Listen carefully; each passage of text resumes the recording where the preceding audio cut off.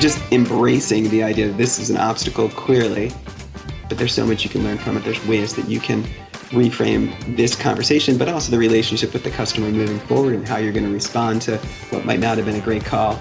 And too often, I think in sales and in life, we just like, oh, that sucked. Like, I'm just going to go, whatever, right? And sort of push it aside and not embrace the hard stuff. And a lot of times the hard stuff are those hard calls.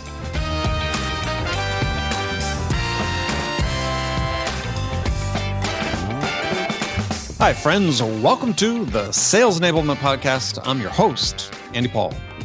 That was Dan Horowitz and Tom Eschbacher. Dan is a senior sales director with LinkedIn.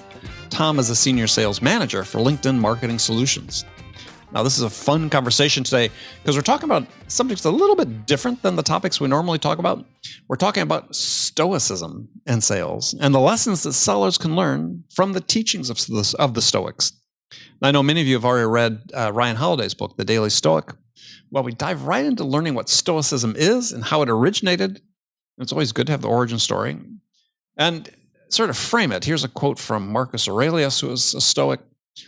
All you need are these in life: certainty of judgment in the present moment, action for the common good in the present moment, and an attitude of gratitude in the present moment for anything that comes your way. And then we talk about the principles of Stoicism that can be applied to selling. Dan and Tom boil them down to 3 actions: control your perceptions, direct your actions, willingly accept. So we're going to then dive into the details of how you apply each of these 3 to your selling. So we get into all of that and much, much more. But before we get to Dan and Tom, I want to remind you to subscribe to this podcast wherever you listen to it. And if you subscribe, we'd certainly appreciate it if you could leave us a review, give us your feedback about how we're doing. So thank you very much. All right, let's jump into it. Dan and Tom, welcome to the show. Thanks, Andy. Thanks, Andy. It's good to be here. Yeah, pleasure to have you. So Dan Horowitz, why don't you start off? Tell us what you do at LinkedIn. Happy to, Andy. So I've been at LinkedIn for about 6 years, and I run a number of our North American sales teams within the marketing solutions part of LinkedIn. So a number of different business units at LinkedIn where the team that works with marketers sell advertising natively on the platform. Got it. And Tom, how about you? Yeah, so similar to Dan, we work closely together in the marketing solutions department, and I lead an org focused on helping high growth startups find success, acquire customers, and drive ROI with our ad platform. Perfect. Okay. Well, I'm excited because we're going to talk about something we've never talked about on this show, nearly 1,000 episodes, which is fantastic. We're going to talk about Stoicism and sales. So now by Stoicism, easy for me to say, we're not talking about the Stoicism that I knew when I was growing up in the Midwest, which was, we hold in our emotions and we don't talk about anything. We're going to talk about something different. So either one of you, let's start with Dan. So tell us about Stoicism. Tom is actually our best intro for a little bit of history on Stoicism. But I think just before Tom can do it. We'll kick it to Tom. Yeah, so 300 BC, a wealthy merchant is making a voyage, and he shipwrecks outside of Greece and loses everything. He's stranded from home, makes his way into a bookstore in Athens, and starts paging through philosophy pamphlets and realizes that what he thought was an obstacle in losing everything he had was in fact an opportunity. And he goes down to the Stoa and begins speaking with other philosophers of the day and forms this philosophy of Stoicism that becomes one of the dominant philosophies for nearly 500 years, influences everyone from emperors like Marcus Aurelius to impoverished people. A famous Stoic philosopher is Epictetus, who spent the first 30 years of his life in slavery. And this philosophy really appealed for its practicality and the avoidance of negative feelings and emotions, helping people in the pursuit of the good life. Okay.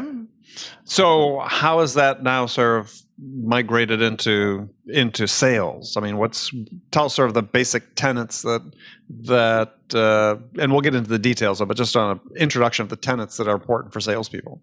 Yeah. So, I was listening to the podcast you did with Ryan Gottfredson again recently, and he talked a lot about success mindsets, right? Yep. And I love his stuff. And so a lot of how Dan and I approach Stoic principles builds off of what Ryan was talking about. So mindsets are things that we can change fairly easily. And we feel in Stoicism, there are several principles that sales professionals can adopt to help them lay the groundwork for a successful career. And so a couple of them that we frequently go through and we can dive in today in depth is how you perceive things, how you accept things, and how you observe things. And they each have applications in our daily lives as B2B sellers. Right. So in general, one of the main things seems to be that, and I've read some of Ryan Holiday's Daily Stoic and so on, is that it's about focusing our energies on what's under our control and not wasting on those things that aren't under our control. It's 100% right. But I think where it really connects to sales, to sales mindset, and coming back to many of your podcasts, there's so many wonderful discussions around sales competencies. We have our own sales competencies at LinkedIn that are fantastic. Sales methodologies, how you apply those competencies as effectively as possible to drive value for your customer. But if you don't have the right mindset, you can't be as effective as you could be, because you are trying to control for things that are actually outside of your control. So typically a salesperson might be thinking about trying to hit or exceed their quota as being something that they think is in their control, when in reality, and we can certainly talk about it, it's the thing that's the least in their control. It's their mindset and the actions that they take that are informed by that mindset that give them the best opportunities. So you can talk to reps about, hey, focus on inputs versus outputs, see every obstacle as an opportunity. But if you do that within the framework of a storytelling philosophy like Stoicism, you actually get people to remember, you get people to engage, you get people to ask questions, you get people to continuously learn. And so they're learning the things that you might hope they learned in a discussion about mindset, but they're doing it in a way that sticks with them, and that hopefully they can continue to advance their interest in knowledge in the topic as well. Yeah, I mean, this plays into an idea that I'm pushing that I think is really missing in sales, and I've brought it up on podcasts before in the past, is that we assume when we bring people into sales, especially younger people that starting their career, and we ask them to do these things that are sort of require a fair amount of just sort of basic human skills, let alone sales competencies, that we assume they have those human skills. And so what we do then is we just throw them into sales training. And then they wonder why they're struggling.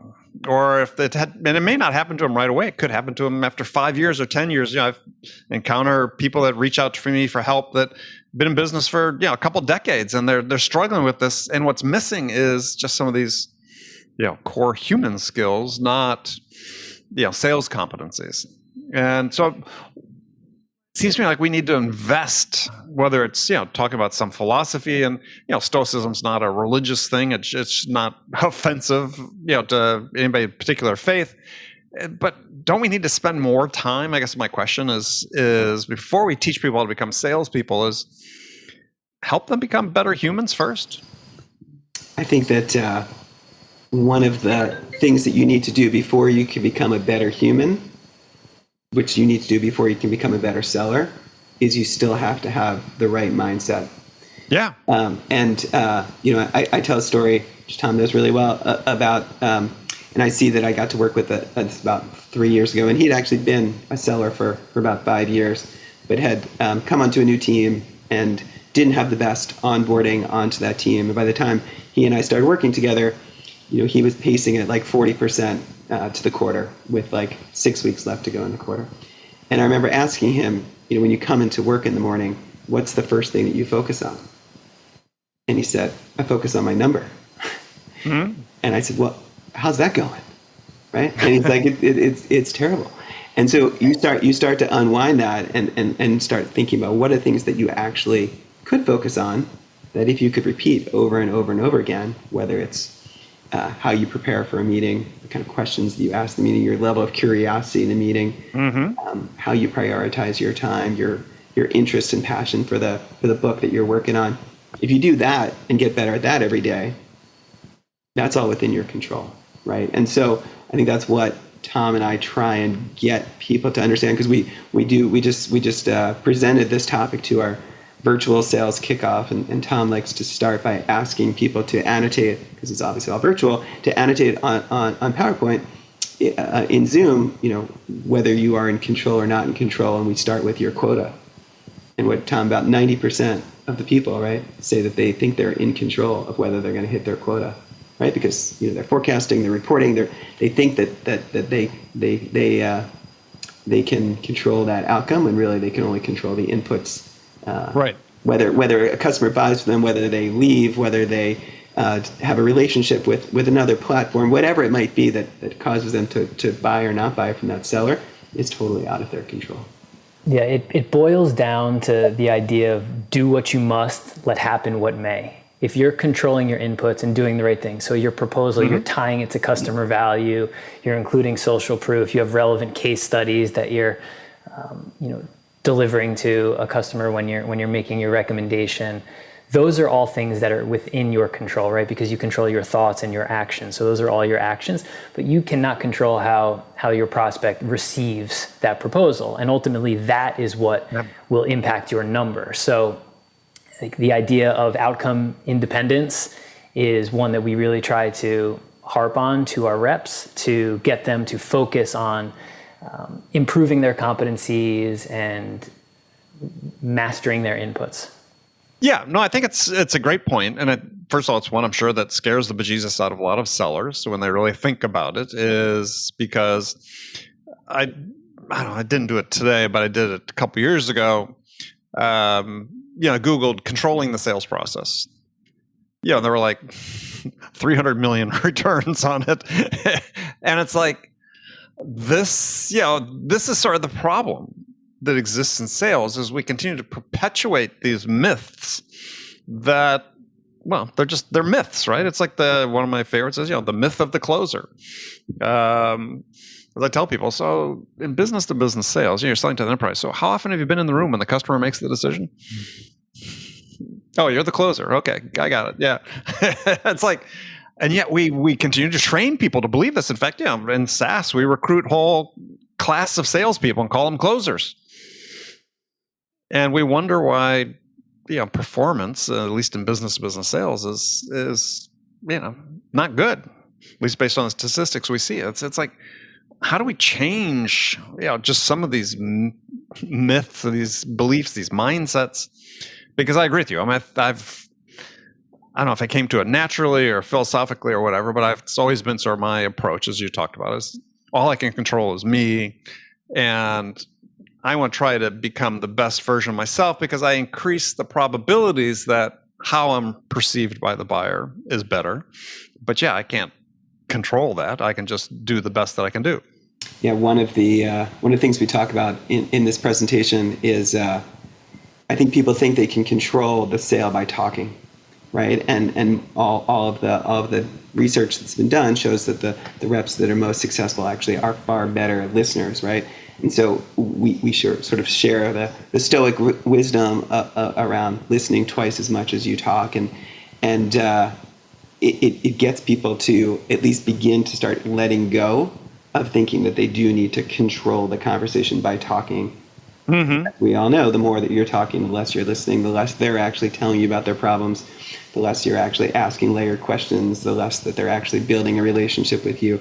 And then you may leave the sales call thinking that it was terrific because you spent the whole time talking, but you likely learned not as much as you could have, and didn't advance the conversation in a way that was productive. But that, again, that idea of of them thinking that it's their job to get to the solution selling and to really pitch their solution versus spending the time listening. Right. Is another one that really kind of hurts their brains a little bit when we first talk about, which is why speaking about how this is something that's actually been around for thousands of years.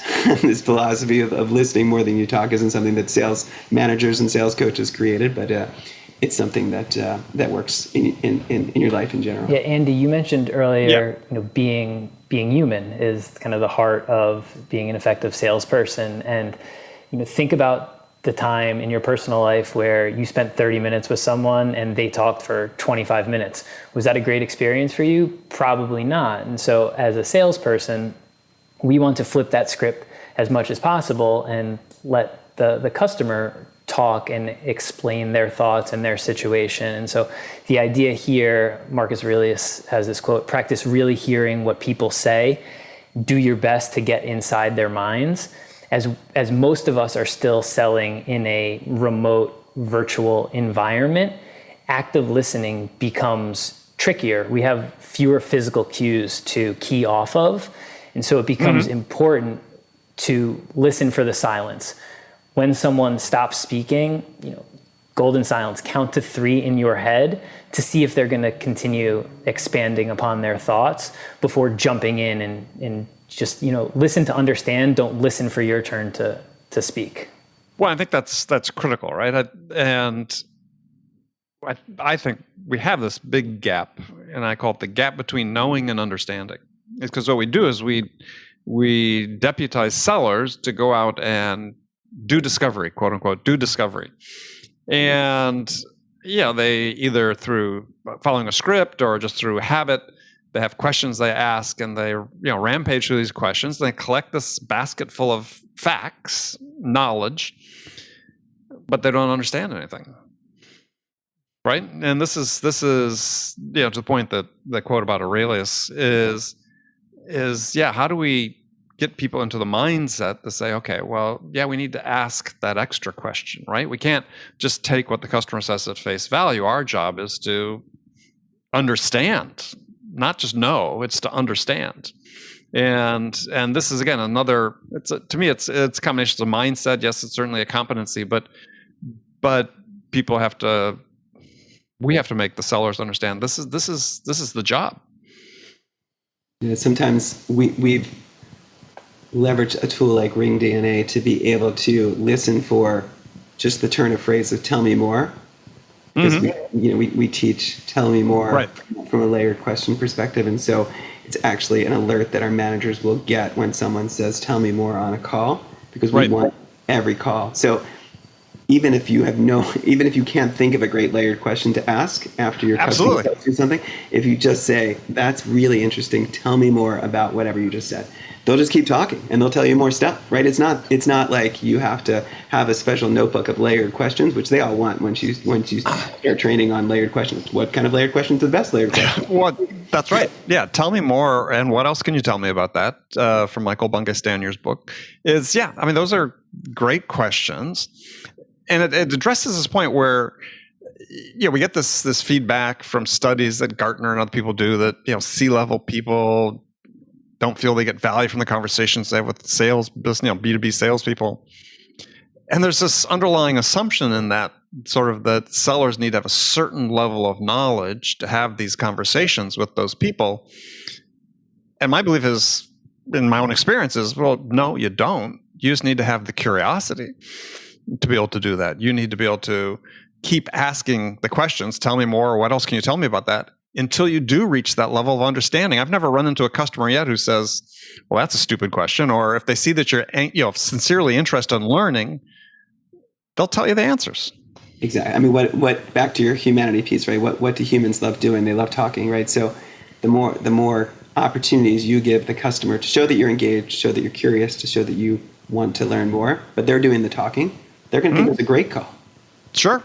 I mean, But yeah, so we have tried to remove the list of discovery questions to just 2 or 3, and they have to be different each time. They're based upon the prep that you've done, the value methodology that you've worked on to understand what you think is important to the customer.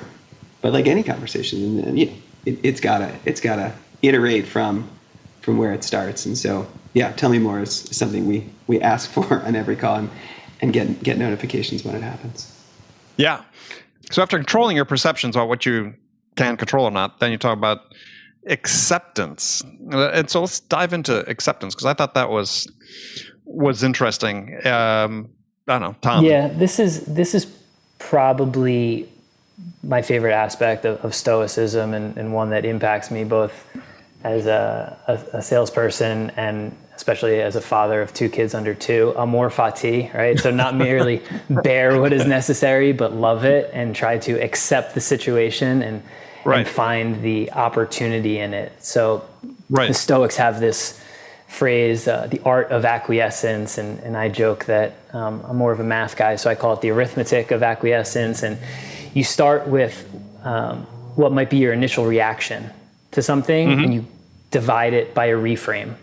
And that's how you get to acquiescence. So in that way, we're reframing obstacles as opportunities. And to ground this into sales, think about, we're just starting a new half. Think about a salesperson who either joins a new company or moves on to a new book, and they get into the book and they look around and it's filled with dormant accounts or customers that weren't quite as high potential as they might have felt they were sold on. The initial reaction is, this is a mess.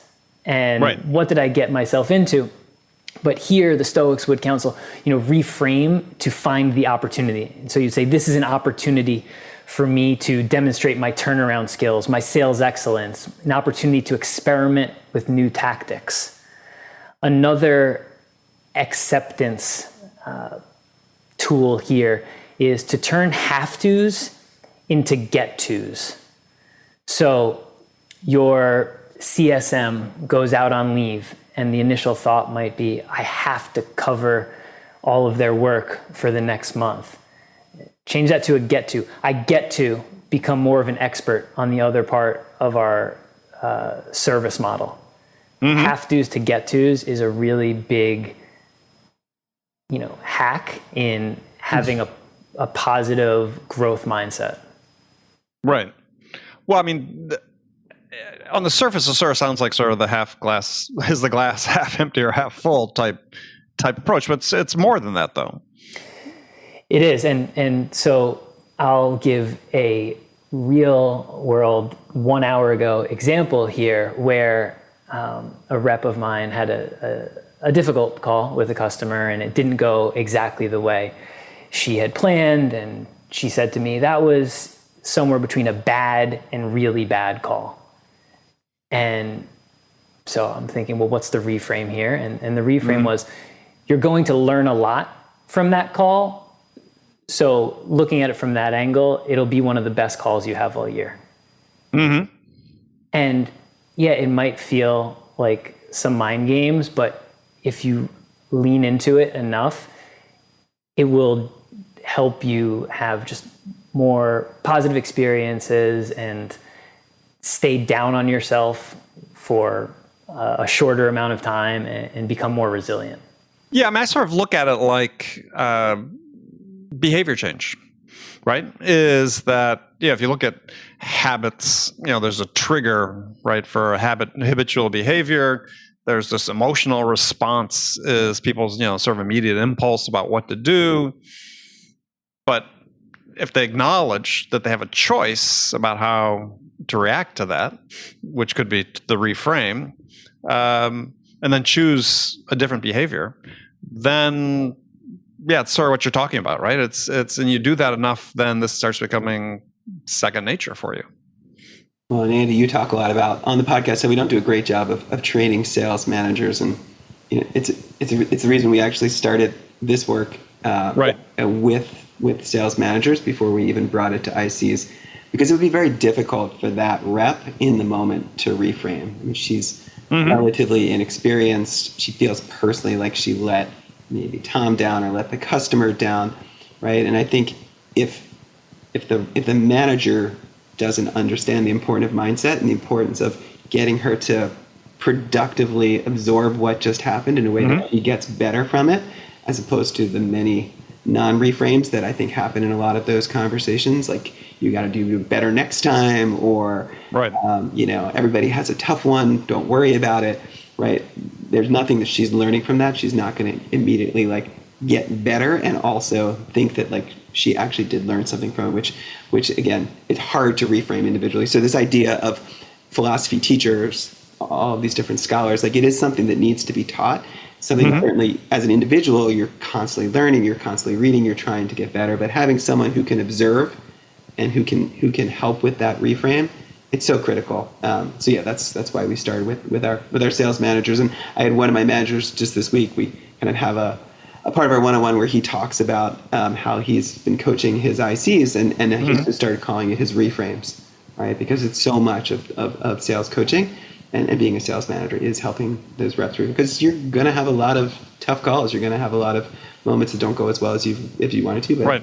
you've got to reframe and get better from it.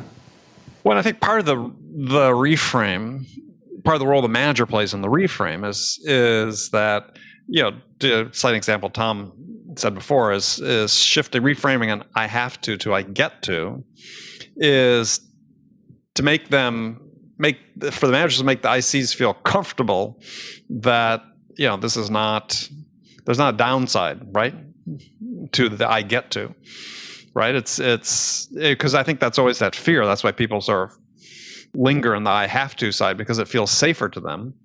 And somehow you sort of, as managers, you have to say, yeah, you get to, and that's a positive.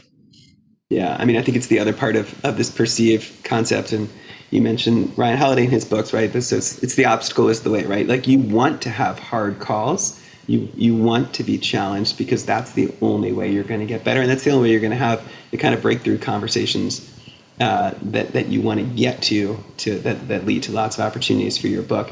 So just embracing the idea that this is an obstacle, clearly, but there's so much you can learn from it. There's ways that you can reframe this conversation, but also the relationship with the customer moving forward, and how you're going to respond to what might not have been a great call. And too often, I think in sales and in life, we just like, oh, that sucked. Like I'm just going to go, whatever, right? And to sort of push it aside and not embrace the hard stuff. And a lot of times, the hard stuff are those hard calls. Another example that we talk about in this acceptance umbrella, and a situation that'll be familiar to probably all of your listeners, is getting a quota that feels high. And a universal experience. Yes. The initial reaction is something like, I just want one period of normal quota expectations. You can't control that in your current reality. Like, sure, you could leave and try to find a new job with lower quota expectations. I don't think you're going to find that. So instead, the guidance here would be to reframe, instead of just want this, like want what you have, because that is going to help you, open up more pathways to success than the closed-minded, just want, feel like you're getting dragged along to a number that you didn't have any control over. Yeah, I mean, so I wonder, how does this sort of balance against, because you're talking about controlling inputs, right? And I think one of the big issues in my mind that I see in talking to sellers and everybody that I engage with on LinkedIn is they don't feel like they have control over the inputs, right? That we're increasingly, here are these activity metrics, here are these, here's the one way you're going to do this, here's our process, as opposed to people becoming the best version of themselves, finding their, the way that works best for them, that's more aligned with who they are and the strengths they have. How do we reconcile that? Well, you probably won't be surprised to realize that Tom and I are not big believers in highly regimented sales processes. But we also... Well, believe it or not, no, I didn't know that. This wasn't a setup question, but go ahead. But we also work in a media business, which is different than SaaS. And I think it gives a little bit more freedom of motion within the kind of opportunities that our sellers have. That said, again, we have sort of our own core sales competencies. We have ways that we hope that our reps will be running calls, but within that, we really do create the space for them to own that call and to feel like they're making it part of themselves, right? That they're demonstrating their own curiosity, they've done their own research, they're prepared their own questions, so that they can really feel empowered to connect with that customer. I think when you're in a more SDR drop off to this person to that person kind of relationship, kind of sales motion, there is a little bit less of that opportunity to own your book and to feel like you have a sense of opportunity on each call that you're on, and can kind of create that opportunity a bit from your own individuality. But certainly from the world that Tom and I try and create with our teams, we want to empower and we want to train and make sure they understand the foundations, but that they sort of shine through with their own individuality on these calls. So again, it's really the only way to connect and to create opportunity with customers, or it's the best way. Yeah, I mean, I would make the argument that, notwithstanding the business, that the same opportunity exists within the SaaS world. It's just, people have fallen into this pattern that they think works, but when you really look underneath, it's not working. And here's something that I think is a sort of an avenue that because it resonates with me. It sort of aligns with my own belief is in the power of the individual, right? Because everything starts with the individual, whether it's the individual seller or the individual customer. It's that connection between the two that makes things happen. And we seem to be living in a world where increasingly people want to sort of minimize the importance of that. What do you think, Tom?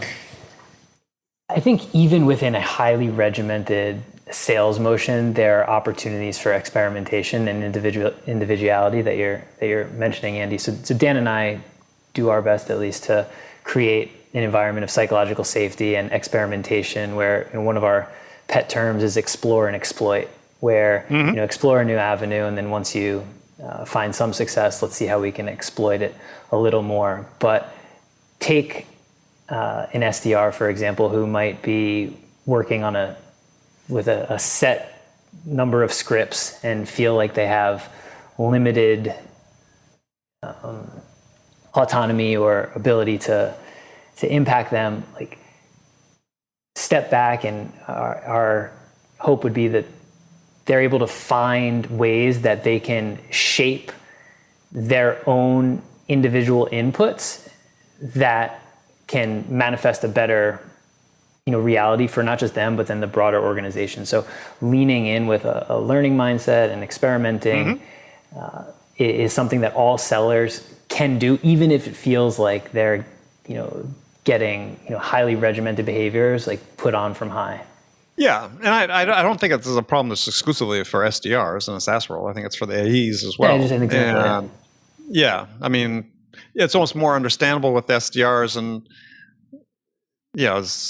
I'm not shy about saying I think that's more of a marketing role than a sales role anyway.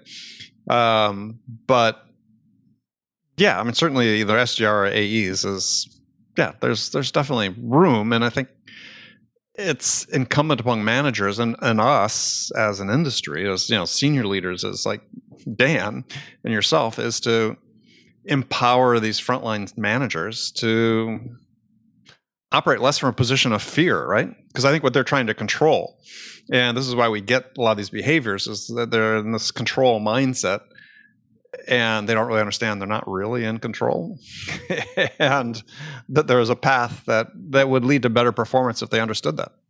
100%. And I think you and I, Andy, are both sort of followers also of Charlie Green and sort of becoming a trusted seller, trusted advisor.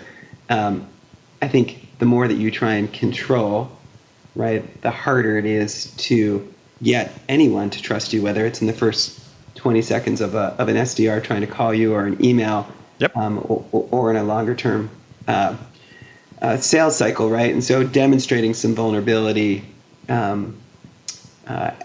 demonstrating curiosity, learning mindset, telling a customer that they might not be the right fit for what you thought you were there to talk about. Right. Incredible opportunity. So I think giving our ICs and our sales managers who are coaching those ICs the understanding that we want them to represent our platform and the opportunities with customers in a way that we're going to work together for years. And there's no reason to sell with urgency or fear in a way that's going to jeopardize our opportunity to help them find value on our platform. So it's something that the other thing is, like, we're in a, I mean, I know you've talked about this on some podcasts recently too, but we're in a war for talent, right? Like, to get to encourage our AEs and CSMs to spend time in our company and really learn and develop and grow, we have to do those things, right? We have to give them the freedom to make mistakes, to reframe, to get better, to feel like they're getting great sales coaching from their manager. So if they feel like they're coming in to be controlled and to control their prospects and their customers, they're just going to go somewhere else. I mean, there's just too much opportunity out there. Yeah. Or if they come in, well, you wouldn't hire them if they came in with the mindset that that's what they're doing. Right. We interview, we interview, right, 100% behavioral these days, right, to try and find people who are curious, who are creative, who want to be coached, right? That's something that Tom and I do a lot in our interviews these days. Is actually coach them within the interview process. So yeah, if we then flip the script and are managing through fear, it would make no sense. Yeah, unfortunately, I think that managing through fear is just sort of the baseline, unfortunately, in too many companies, is, especially as we become more dependent sort of on activities and metrics that are more activity-based, is if you have a class of managers who are under-enabled, right, who are not given the tools, who are not, because most companies aren't LinkedIn, they don't have the resources to do that, or they don't invest the resources to do that, and then they promote relatively inexperienced sellers into management roles, and they're hanging on for dear life. And so we wonder why they sort of have this, they default to this fear-based behavior, and let me see if they can't see a metric for it, they don't know what to do. Well, bring it back to Stoicism, which is free for everyone to access, right? You don't need any resources to That's right. To read meditations, right? But the things that you fear are the things that are outside of your control, right? The time you spend fearing, the time you spend worrying, the time you spend complaining are all the things that are going to hold you back from ultimately being successful. And again, that's not just a problem in sales, it's a problem in life, but that's why, again, we think it's so valuable to spend time listening to these philosophers from thousands of years ago, because the mindset that they encourage is one that will create that freedom, that flow, that allows, with the right training and the right support, our A's and CSMs to be successful. Yeah, I mean, I'm a big reader of Emerson and people like that, who are sort of not direct successors, but sort of they had some of the same beliefs, the transcendentalists, as the Stoics do. With, for me, it's the belief in the individual and the power of the individual. And they even 150, 170 years ago, they were railing against conformity and sort of the growing forces within the United States back in the 1840s that were making people feel they had to conform to get along. And it's like, it should be, given everything that we have at our fingertips in terms of technology and ability to access other people, is the conformity should be the least thing we want people to do. Well, I mean, to reflect on LinkedIn for a second, right? I think if you were trying to create content on LinkedIn, right, the more you conform to what people expect, the less engagement you're going to get on any of your content, right? The more that you show your own individualism, the more that you stake out interesting positions, that you challenge widely held beliefs, the more that people are going to be engaged by your content, want to comment, want to share, want to follow you. And again, I think it's the same in sales as well. The more interesting your conversations are with your customers, the more you're able to challenge them over time, the more that you're able to bring them ideas they couldn't come up with on their own, the more successful you're going to be, right? And you can only get there, again, with the right mindset and also a sense of empowerment that you have the opportunity to do that. Yeah. So one thing I hear on occasion is, and I think this is just on preface, because I think it's dead wrong, is on LinkedIn is people saying, look, people just want to, in sales, people just want to know how to, right? Sort of the hack mode.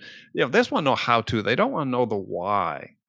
And And I'm like, well, of course they do. People want to know the why because that helps them understand the how. And yet we have all this focus on the how, and so this philosophical underpinning, people might denigrate by trying to call it theory or whatever. Hey, I mean, my own experiences over the thousands of sellers I know personally is those who are most consistently good at what they do have a philosophy about what they do, a personal philosophy. It's not just I've got a checklist of things I follow. They've got a rationale for how they act, and that's why having an underlying philosophy like Stoicism or whatever is I think very important for sellers. Somebody to have something like that informs their actions about why they're doing why they do, and understanding why customers do what they do. Completely. And I reflect back on the earlier years in my sales career, and I didn't have that perspective necessarily, and it was focused on the how, and tactically, how do you ask good discovery questions, and tactically, how should you set up a best action commitment or a minimal acceptable action. And as you get the experience, you're able to zoom out and pattern match across your career, and the times that I was doing well and the best deals and partnerships that I developed happened because of this, and you kind of create your theory on selling. And so our challenge as managers here is to help encourage the team members who are newer in their career or earlier in their sales career to identify their own theory. It's not to instill that upon them. And, as we've mentioned many times, like, we have a sales methodology and we have sales competencies that we encourage everyone to adopt. But zooming out to what you talk about, the why is like, why is this important to me? Why am I good at this? And why am I the right person for this role? And when that comes in, and whether it's from Stoicism or some other philosophical grounding, that's what really is going to allow someone to level up in their sales career. Yeah, and I wrote about this on LinkedIn, surprise, surprise, not that long ago, which is, I call it as every seller should write their own sales book, right? Not literally a book, but sit down and write why they do what they do. To your point you just had, is understand what your philosophy is, why the things you do work for you, and extend it as, why do you think customers respond to you in a certain way? Granted, we know we don't have control over that, but you have a base of experience. What are the things you think you do that elicit those responses and perceptions, and write it down. I mean, I think that it's such an important step for sellers is to intellectualize this. I mean, not to sound too highfalutin, but I think that it's important. It gives you a real grounding in understanding why what you do works or doesn't work.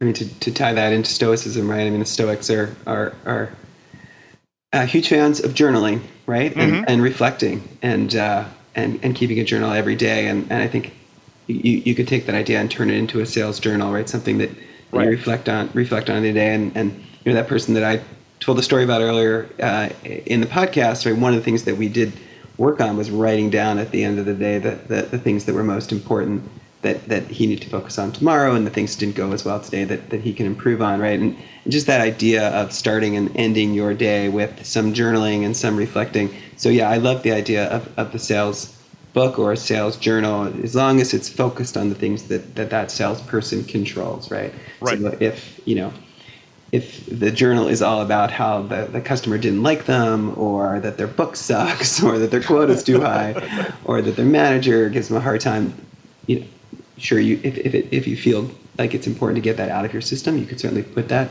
in your journal. But the Stoics would argue to focus your journal on your reflections on the day, the things that you control, the things that you did well, the things you want to do better, what you learned from it, similar to the call that Tom talked about, so that when you start the day tomorrow, you'll have that, and then you'll be able to move forward. Yeah. Well, there's one thing from the Daily Stoic I had taken out a long time ago, which applies so directly to sales, and it connects to what we've been talking about. Is the quote is, "Listen and connect with people, don't perform for them." And my belief is that in the hands of many sellers, sales has become very performative. And they're encouraged to do that by some people, which I think, again, is wrong. Because, you're not connecting if people think that you're performing for them. And that performing goes to, pitching, heavy-handed persuasion techniques and so on. Just the opposite of what increases the odds that the customer will have a good perception of what you're doing. So again, it's totally true. Ring DNA, I'm sure, has data on it as well, right? Like that, literally, the less you perform, the more you listen, the less you talk, the more successful you are at closing deals, right? I mean, it's just like the data is there, right? So you think that someone wants a show, and especially in our virtual world, right? Nobody has the attention span to watch a performance on Zoom, right? If they're not talking, if you don't have them engaged, if they're sitting back, there's too many screens, right? They're looking at their Gmail, they're doing whatever it is that is on their other screen, right? So I think especially in a virtual world, you have to have them talking. You have to be asking those tell me more questions. But yeah, in my old life before I came to LinkedIn, I worked on the consulting side, and there'd be presentations where you would go and try and win a piece of business, and we would talk for 50 to 60 minutes. Yep. And I'd leave it like, well, there's no chance we're going to win this, right? Because all we did was talk, and we didn't learn anything, right? So it's worse, I think, in that space than even in sales. But well, that's because they have to show how smart they are. They think they're being paid for how smart they are. It's certainly not when you're trying to pitch someone's business. And so, we love the ability to be able to look at how much silence there is on a call, to see who's talking more on the call, and then to look for those great layered questions like "tell me more," so that because you can't perform if you're asking questions like that. But right. One of my favorite quotes on this is from Epictetus. He says, "We have two ears and one mouth, so that we can listen twice as much as we speak." Yep. Right. So. Yeah, that's a good one. All right, well, guys, we sort of run out of time, but this has been fantastic. I love this whole topic of Stoicism, but under philosophy undergirding what you do.